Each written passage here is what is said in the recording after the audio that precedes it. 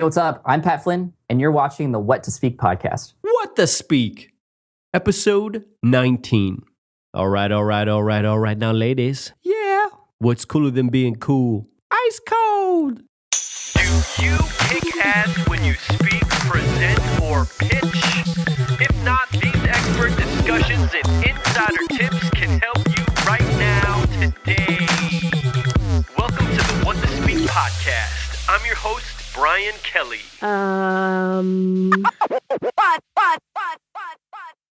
If you've never seen the story behind how and why the What to Speak podcast got started, visit whattospeak.com/speakbetter to watch the 90-second video. If you like what you see, send the link to someone you know. Pat Flynn, are you ready to answer the question, what to speak? Absolutely. Let's do it. All right. So, Pat, I know that you're a pioneering online marketer when it comes to what's described as smart passive income. You also have a top-ranked podcast that's been downloaded over 2.5 million times. But let's hear it directly from you. Can you briefly tell us about who you are and what you do?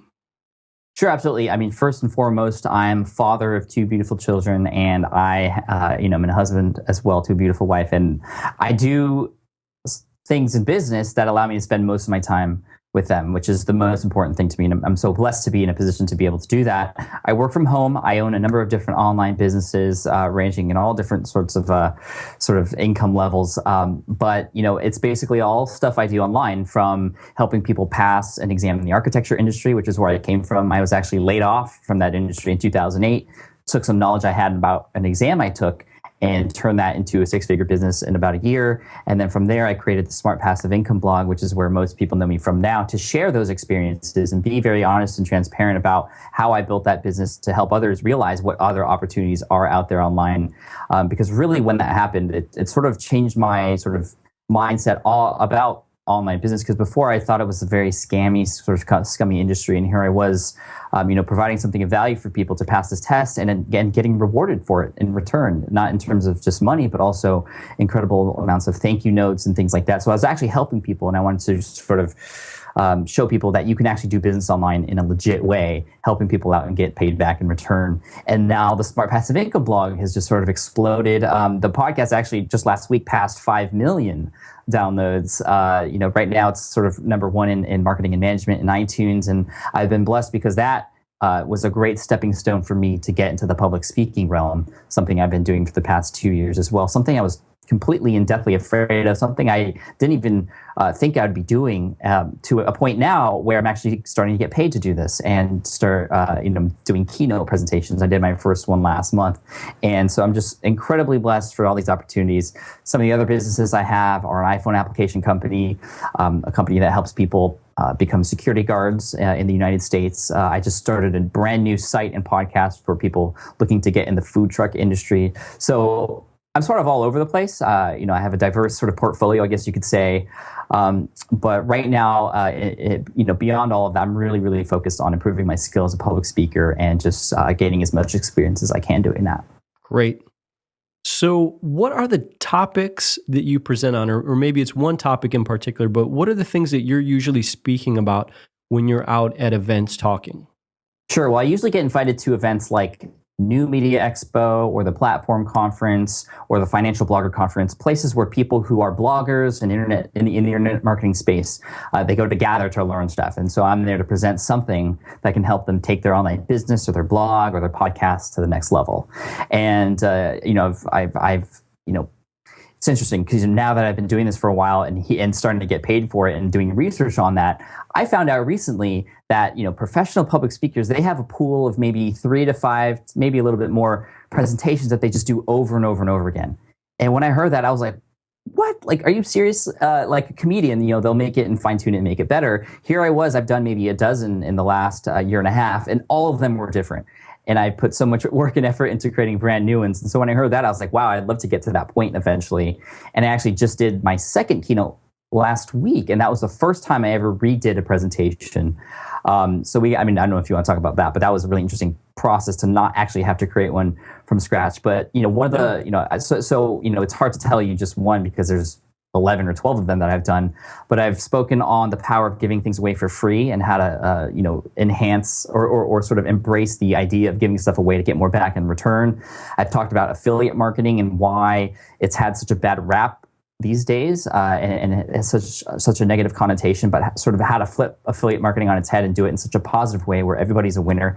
I've spoken about podcasting, especially recently. People have seen the success I've had with my podcast and what it's done for me and my brand, and how it's helped build me up as a person and become a better communicator as well. So I've spoken a lot about that as well in the most recent presentations I've done. Very cool. Well, now I want to shift focus in our discussion to talk about your origin story. So let's go back to the beginning. How did you get into public speaking? And now you're starting to dabble into the professional level of speaking. But how did it all begin? Where did you start with this whole thing? Well, to be honest, it wasn't always something that I wanted to do. Like I said earlier, I was definitely afraid of doing it. And I wasn't going out there searching for these opportunities.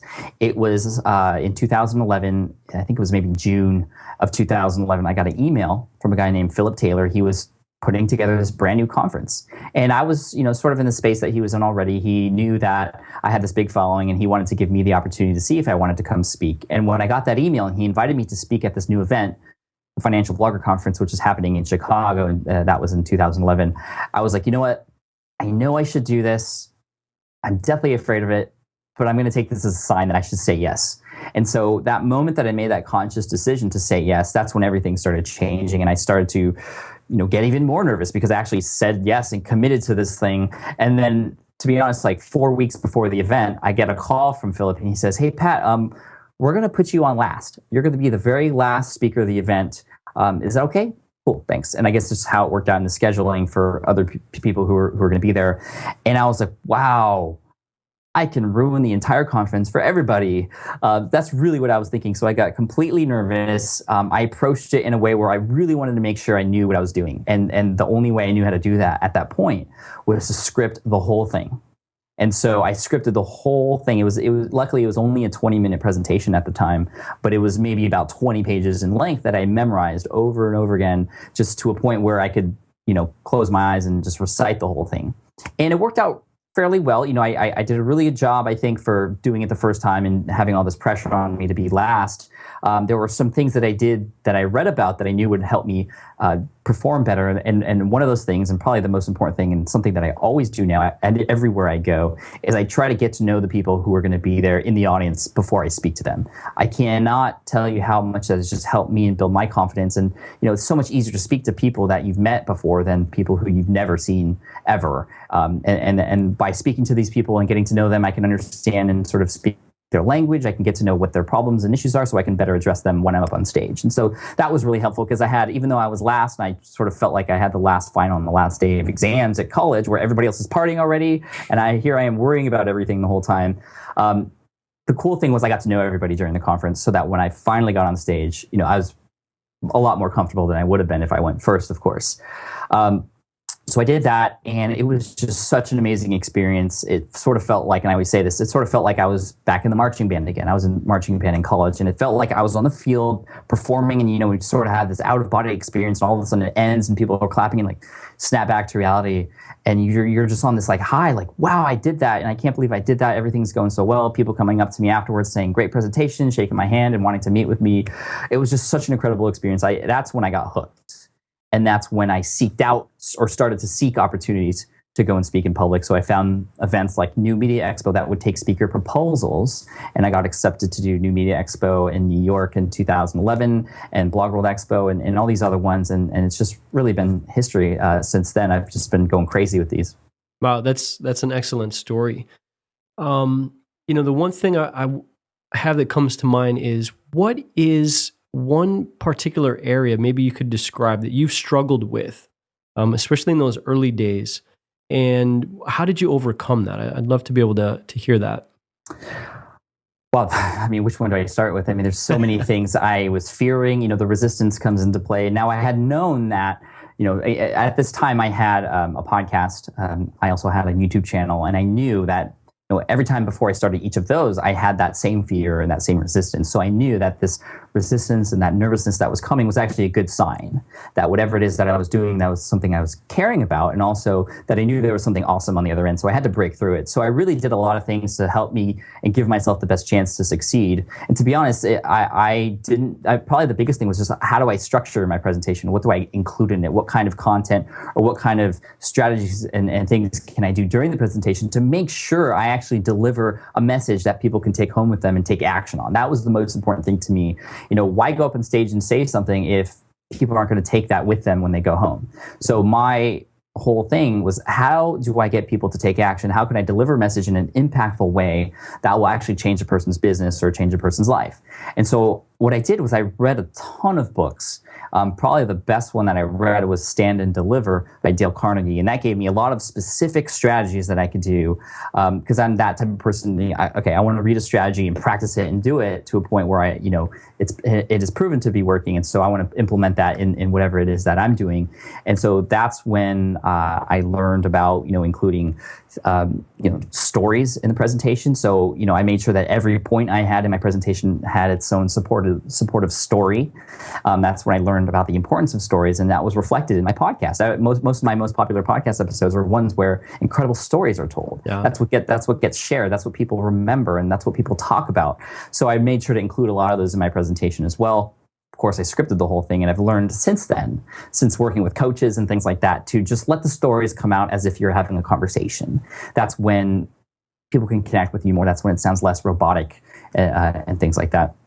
I've also learned through my other forms of content delivery to just be completely honest, but also, lower the shields a little bit. Just reveal everything and sort of bring yourself into the same level as those who you're speaking to. Sort of really be humble and not only that, but share your mistakes, share the struggles that you personally have had. That's something that I did in my presentation as well, that very first one. And I always try to include that in other presentations because I know it brings me back to that level and people can relate to those stories. And so it sort of brings me back to earth. Yes, I may be on stage, but I want to be on the same level. And sometimes I'll physically I don't want to be on stage. I want to actually physically be on the same level. So I'll go to ground level and speak because I've watched a lot of presentations, and that's really when I start to connect with the speakers. Okay, it's just like a subconscious thing. I think when you're actually on the same level, you can relate to that person more. I've watched a lot of TED Talks and other talks that on YouTube that are really effective or have the highest view count or the ones that are most shared, and I've studied them. And that was another tip from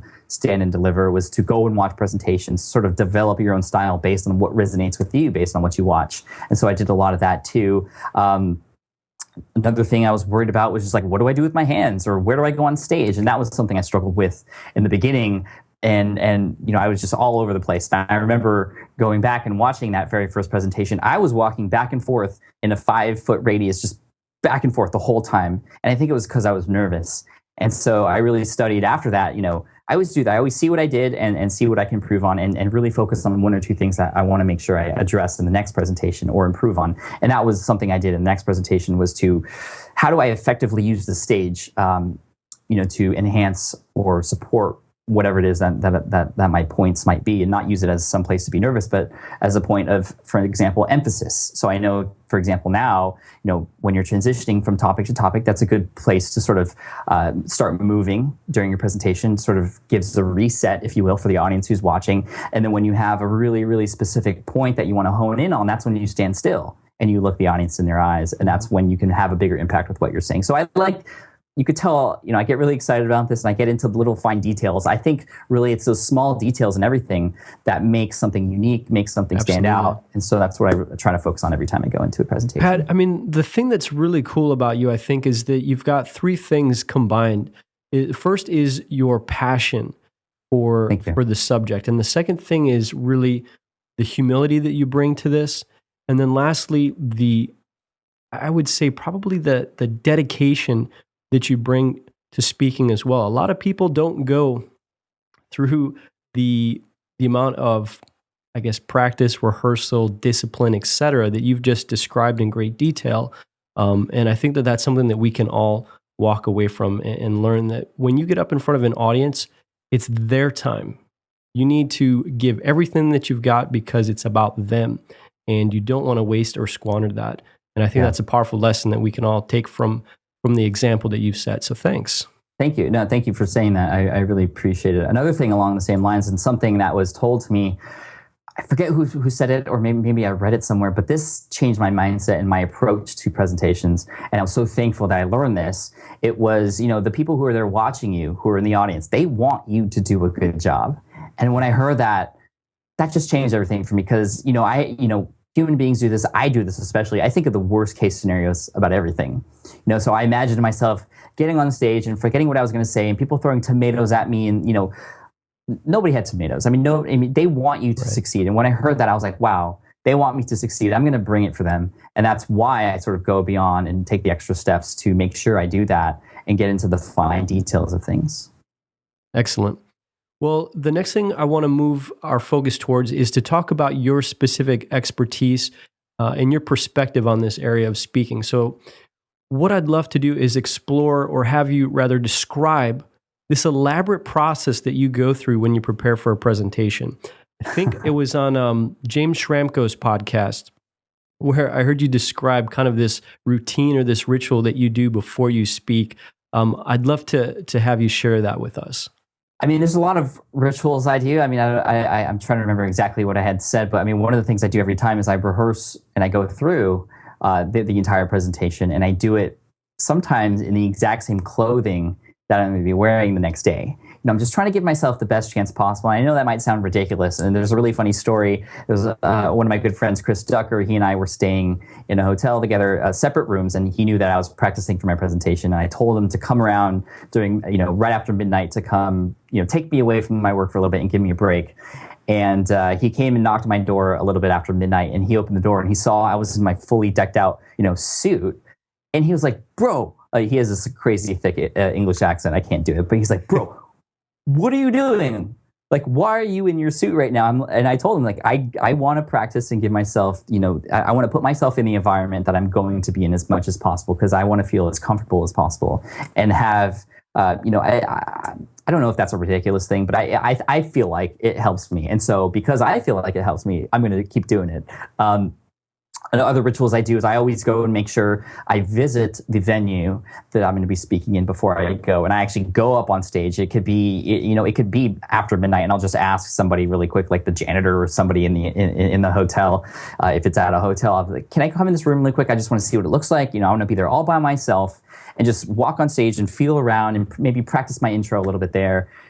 Saying it under my breath a little bit, just to get a feel for what it's going to be like tomorrow or the next day, if it, however many days later, just to give myself again that edge, and to make sure there are no surprises as well. Another ritual I do is I always make sure to try and talk to the technical guy who's going to be focused on the audio, and also if there's any sort of slides going on, just get to know that person, so that if something were to happen, they're going to make sure that they go the extra mile to help me, because not everyone's going to go and do that and make that introduction. Little things like that go a long way, I think. Was it the dressing up in a suit thing that you were talking about? Yeah, totally. Okay. and I wholeheartly agree with you. I'm the same exact way. Although I don't get dressed up in my outfit for the next day, but I do. I practice literally up until 30 minutes before I'm about ready to go on and give that presentation. And it's something that it just gets so ingrained in your mind, that when you walk on stage and you give that presentation, you just open up your mouth and it just flows naturally. You don't even think about it anymore. It just comes out because you've done it so many times. It just kind of seeps into your subconscious, and you just know it forwards and backwards. And if you stumble upon something, you have that ability, that flexibility to kind of navigate those waters because you've gone through it so many times. Mm-hmm. And then definitely the thing with the room, being able to get a feel and a sense for exactly where am I going to be standing? Where's the audience going to be? Is there anything in particular that I should be aware of that might be different? Because every room is different and unique, and it's never the same thing. Totally. Another thing I do is I bring a wireless mic with me, like a whole set with me. Yep. And I did this actually by accident in one of the events I went to. I brought this because I wanted to do interviews with other people and film those interviews. And then I saw that at this event, they didn't have sort of the wireless lapel mic. They had, these mics that you have to hold in your hand. Yep. And I had learned through my research that all the best presentations I liked were the ones where people were walking around and using both their hands and really focus on the audience and not worried about, putting something in front of their face and actually and screwing with the audio by moving it, different distances from your mouth, that just screws everything up. So I always bring my wireless mic and I talk to the technical guy, again, because I have that relationship with him, and have him set it up if there are no sort of wireless mics there. And that's pretty cool, because what happens is I'm one of the only ones who uses both hands, and people recognize and remember that at these events. And I've gotten to a point now where other people who see me speak with a lapel mic and there are no other lapel mics, they ask me for mine. They want to borrow it because they see how, it's just another little edge that I have or that I try to give myself just in case things were to happen like that. Fantastic. All right, now we want to close out this discussion with our rapid fire Q&A. So we're going to ask maybe a half dozen questions for you. I want the first thing that comes to your mind, and we'll keep them short and sweet. So the first one is, do you prefer slides or no slides, Pat? I absolutely prefer slides. However, all of my slides now, I don't use any bullet points. They are typically just an image, like a large image that reflect the message that I'm going to share. Sometimes there are maybe one or two words. Maybe sometimes they're not.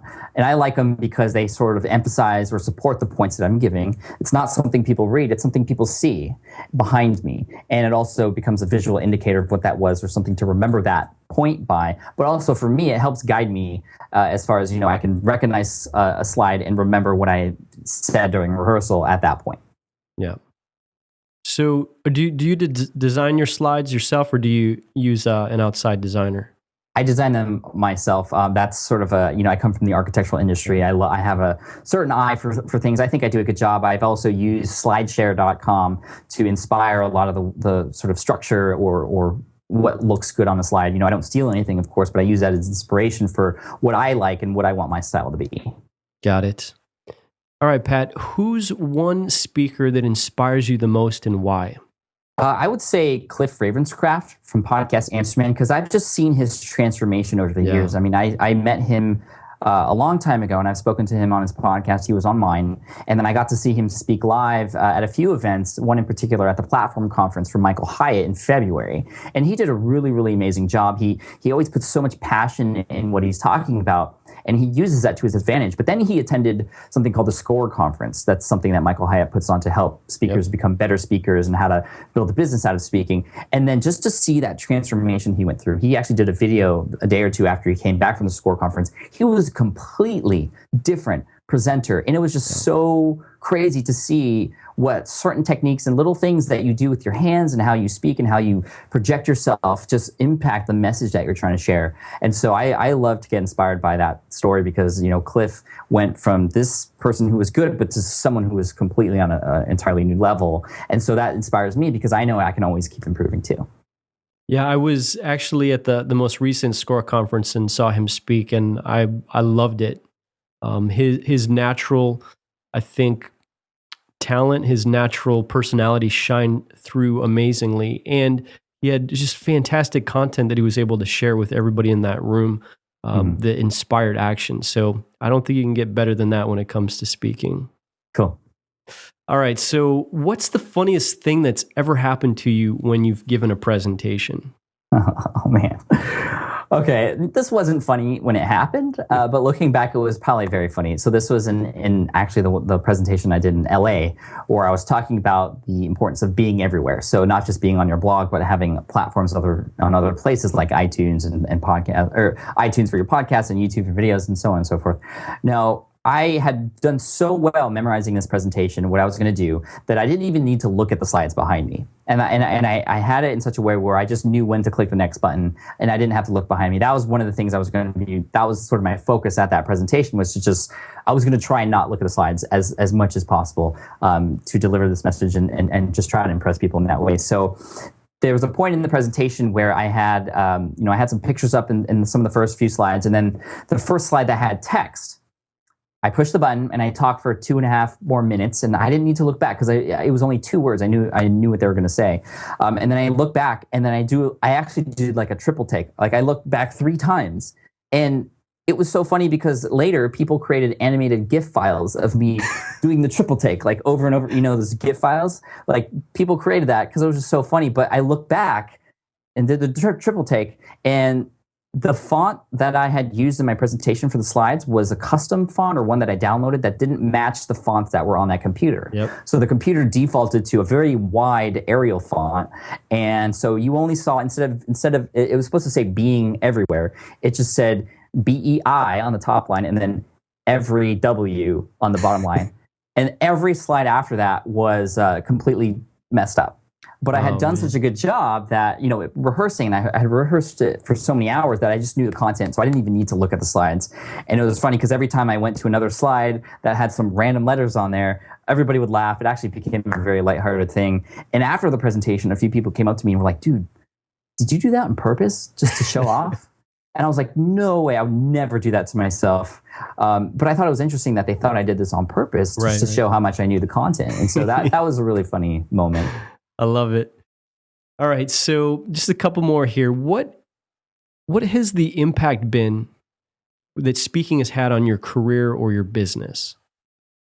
Well, speaking has sort of trickled down to every other aspect of my business and helped out in so many ways, from being a better communicator for my podcast and also my videos, to being a better communicator and someone who can better present themselves, in with friends or with colleagues or with my family. I feel like I can have better conversations with my wife, for example, as a result of learning how to do well at public speaking. It has also, humbled me much because there are so many amazing speakers out there that I want to, try and be at their level. And so I know I still have a lot of work to do, and it's just driven me and motivated me even more. And what I know that's going to do is it's going to, again, as much as I improve in public speaking, it's going to trickle down into everything else I do. It has given me potential book deal opportunities. Publishers have reached out because I see, how well I perform on stage. They also, of course, know that I have this huge platform with a large following, which is like, their eyes open up for a potential book deal. And so they've reached out to me, and those opportunities have been amazing. Although at the moment I've turned down each of them because I'm not just quite ready yet to do that. But those opportunities have come around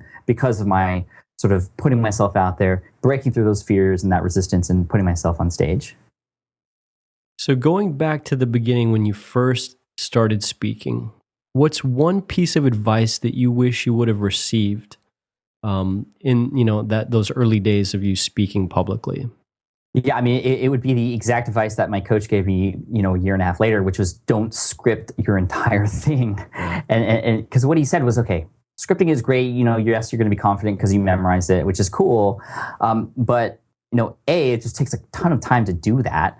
And he thought I was crazy when he heard that I did this. And I did this for other presentations too, ones that were up to an hour. So it's like 50 pages of things I memorized. Like, that's how scared I was. But then he told me something that I feel like I wish I had known when I first started. And that was, when you script something completely, you're leaving out opportunities for really creative, amazing, fun little things to happen during your presentation, especially when you're telling stories. Yeah. It's just like having a conversation, like with you and me, Brian. Like, we didn't script this, and amazing, different, interesting stories have come out because of the conversation that we've had. And you want to do that in your presentation. You want to almost have like a conversation with your audience, not scripted to a point where those interesting stories and supporting details don't come out. It's just like, I struggled with this when I wrote my book, Let Go. I was editing everything along the way. Yeah. And once I got to a point where I just couldn't write at all, I remember spending 5 hours one day, and I had written one paragraph because I was just so like editing in editing mode. I wasn't in creative mode. And I read this book called Bird by Bird, and it's all about just as a writer, you just puke on the screen. Just put everything out there. Some people actually take their delete key off their keyboard because they don't want to edit. And so their brain is in creative mode, and they can share things and extract things out of their brain that wouldn't be there if they were in, right brain mode or whatever the right brain, left brain thing is. So it's really focusing on just you getting those amazing, conversational, interesting stories to come out and share them in a way. I mean, you can bullet point, yes, I know I want to tell this story, or I want to tell this story, or this is the point I'm going to make, but just leaving it at there and relying on your own knowledge and your own experience to sort of support that in a very conversational, real way that people can connect with. Got it. Well, Pat, we'll have links to your website, social media profiles, some of the resources that you mentioned, as well as anything else over in the show notes at whatthespeak.com. And I want to sincerely, truly, and deeply thank you for sharing your time, Pat, your expertise, and insight into your personal story as someone who truly kicks ass when they speak, present, or pitch. Thank you, man. I appreciate that. You bet. Today's guest certainly had some amazing insights they shared. If you'd like to purchase a copy of their latest book, visit this episode's show notes over at whatthespeak.com and click the link at the bottom of the page to immediately order their book. All right, here we go with the outro. Thanks so much for joining us today on What to Speak. Be sure to visit whatthespeak.com for show notes on every episode and to sign up for our email list to stay updated on resources that'll help you kick ass when you speak, present, or pitch.